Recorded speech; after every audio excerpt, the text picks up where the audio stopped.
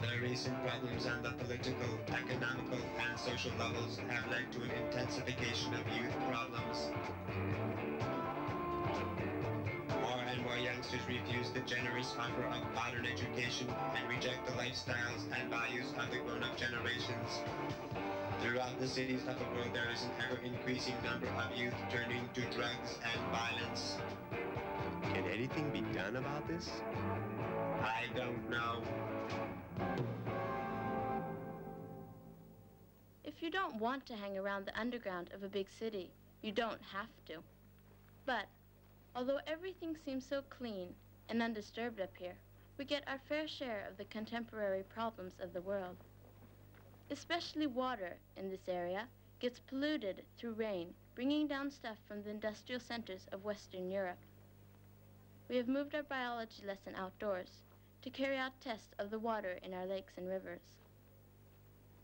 A good way to start is to taste it.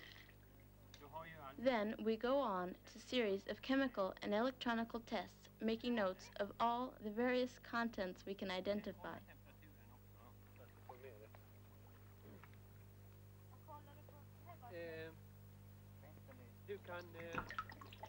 Du kollar hårdheten nu.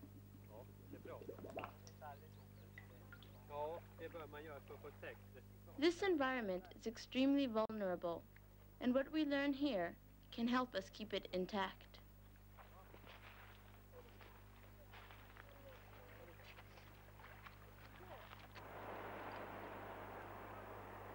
A lot can be understood about its condition by finding the various forms of life present, but you have to know where to look.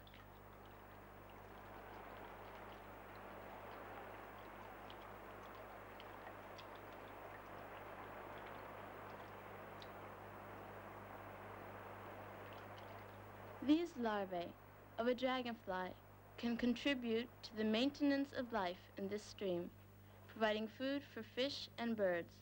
People are advised to bring their own lunch, which we guarantee tastes especially good out here.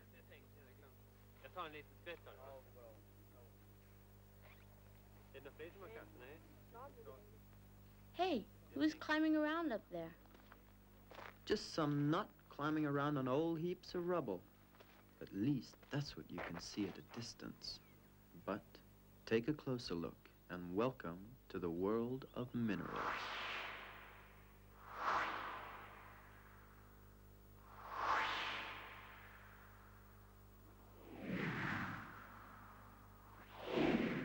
It's a thrill to find something interesting, but when you do, you have to get into a lab and make sure it is what you think it is.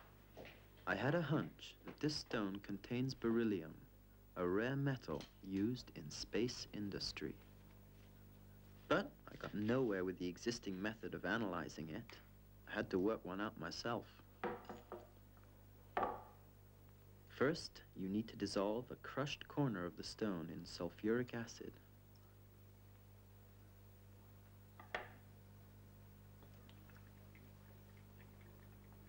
Then it's diluted with distilled water and put aside for the time being. Now I go on to a fresh tube. 1,4-dihydroxyantraquinone is the tongue-breaking title of this orange stuff. The special thing about it is that it reacts with beryllium. The other liquid, which turns the whole thing purple, is a concoction of chemicals I designed. This stuff has a lifespan of only 20 minutes, and I rush it to the fluorometer, a neat little instrument measuring the fluorescence of a substance when exposed to certain light frequencies. I'll give you an example. Here's a Swedenborgite crystal in normal light. Change it slowly to ultraviolet light and see the change. The crystal is now fluorescing, radiating the bluish light while the rest of the stone goes red. But beryllium doesn't care for ultraviolet light. It took me several sleepless nights to find out that it needs this green light of 560 nanometers. But there's no reaction here, as this tube is a blank. containing no beryllium, placing it at 0 on this graph, where the vertical column refers to the intensity of fluorescence, and the horizontal to the content of beryllium. Now, let's see what happens if I add some beryllium to this. I start with 10 micrograms. First orange, then purple.